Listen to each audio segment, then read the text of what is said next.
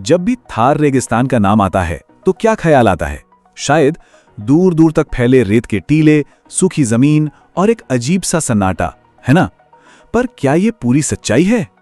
असल में ये तो कहानी का बस एक पहलू है। चलिए आज हम सब मिलकर इस विशाल रेगिस्तान के अंदर छिपे जीवन, उसके संघर्ष और वहां के लोगों की जबरदस्त हिम्मत की कहानी को समझते हैं।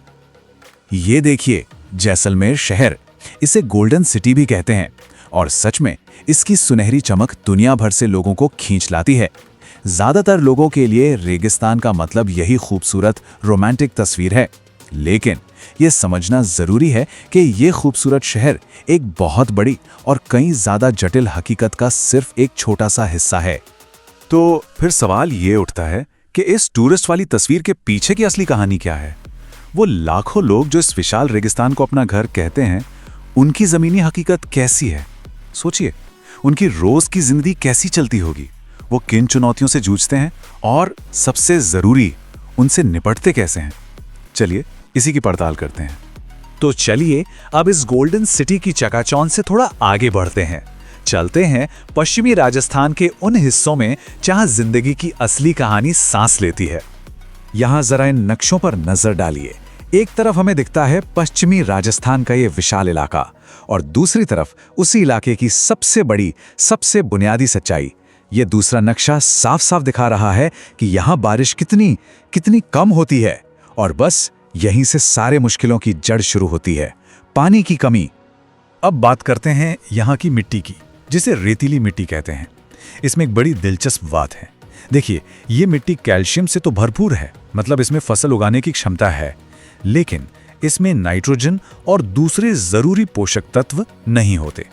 इसे बस एक चीज चाहिए, पानी।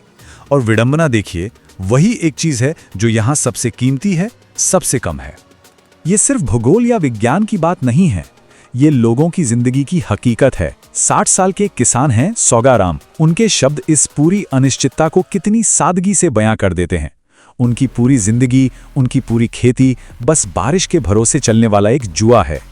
तो जाहिर है, जब चुनौती इतनी बड़ी हो तो इंसान उससे निपटने के रास्ते भी निकालता है। यहाँ के लोगों ने सदियों से कई तरीके अपनाए हैं। चलिए देखते हैं कि पानी की ये तलाश उन्हें कहां-कहां और कैसे-कैसे रास्तों पर ले गई है।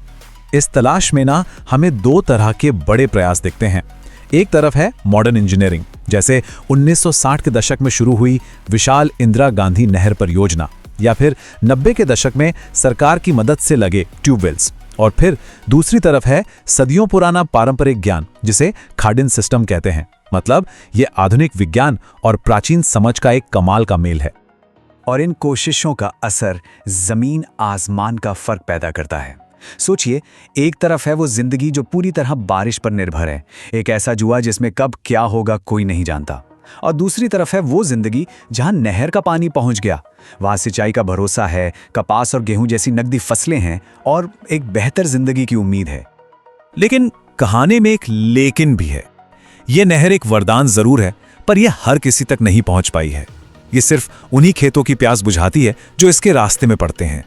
हजूर खां जैसे हजारों किसान आज भी आसमान की तरफ देखते हैं, आज भी एक भरोसेमंद पानी के स्रोत का इंतजार कर रहे हैं। उनकी जमीनें आज भी प्यासी हैं। और बस यहीं पर सदियों का तजुर्बा और पुराना ज्ञान काम आता है। यह है खाडिन सिस्टम। जरा सोचिए, कितना सरल और कितना जीनियस तरीका है ये। बारिश के पानी को बह जाने देने के बजाय उसे ढलान वाले खेतों में इकट्ठा कर लिया जाता है। फिर जैसे जैसे पानी जमीन में रिसता है, वो मिट्टी को नम कर देता है और बस उसी नमी पर फसलें उगा ली जाती हैं। मतलब प्रकृति से लड़ने की बजाय उसके साथ तालमेल बिठाकर काम करना। पर यहाँ के लोग सिर्फ परंपरा से ही नहीं बंधे हैं, वो जानते हैं कि टिके रहने के लिए लगातार नए रास्ते खोजने पड़ते हैं और इस काम में अब विज्ञान भी उनका साथ दे रहा है। यहाँ पर central arid zone research institute, जिसे शॉर्ट में CAZRI कहते हैं, एक बहुत बड़ा काम कर रहा है। वहाँ के साइंटिस्ट सीधे किसानों के साथ मिलकर काम कर रहे हैं। वो क्या कर रहे हैं? वो सेवण जैसी पौष्टिक घास उगाकर बेहतर चरागाह बना रहे हैं। ऐसी फसलें ला रहे हैं जो कम पानी में भी उग सके और खेती की नई नई तकनीकें सिखा रहे हैं। और इन नई तकनीकों का एक जबरदस्त उदाहरण है खजूर की खेती। आपको पता है, ये भारत और इजराइल के बीच एक कामयाब कोलैबोरेशन का नतीजा है। खजूर एक तरह से इस रेगिस्तानी माहौल के लिए एक चमत्कारी फसल है जो कम बारिश में भी खूब फलती फूलती है और इसका असर जमीन पर साफ दिखता है। इस एक प्रोजेक्ट की कामयाबी ने ऐसा जादू किया कि इससे प्रेरणा लेकर स्थानीय किसानों ने लगभग 700 हेक्टेयर जमीन पर खजूर के बाग लगा दिए हैं। सोचिए, एक सफल आइडिया कितनी बड़ी लहर पैदा कर सकता है। और ये सिर्फ एक फसल उगाने जैसा नहीं है, ये तो एक पीढ़ी के लिए किया गया निवेश है। सिर्फ एक खजूर का पेड़ करीब करीब 80 साल तक एक परिवार को लगातार आमदनी दे सकता है। ये सिर्फ खेती नहीं, ये आने वाली पीढ़ियों के लिए एक सुरक्षा कवच है। तो हमने संघर्ष देखा, इनोवेशन देखा, लेकिन इन सबसे भी गहरी एक और चीज है। वो है थार के लोगों का अपनी जमीन, अपनी प्रकृति के साथ एक पवित्र रिश्ता। ये रिश्ता सिर्फ जरूरत का नहीं है, ये गहरे सम्मान और आस्था का रिश्ता है। और इस रिश्ते का सबसे बड़ा, सबसे अच्छा प्रतीक है ये पेड़, खेजड़ी। इसे यहाँ के लोग कल्पतरू भी कहते हैं, यानी वो पेड़ जो सारी इच्छाएं पूरी करता है। और इसे ऐसा यूं ही नहीं कहा जाता, ये सच में इंसानों और जानवरों दोनों के लिए एक लाइफलाइन है। अच्छा, कैसे? चलिए देखते हैं। इसकी पत्तियां जानवरों के लिए पौष्टिक चारा बन जाती हैं।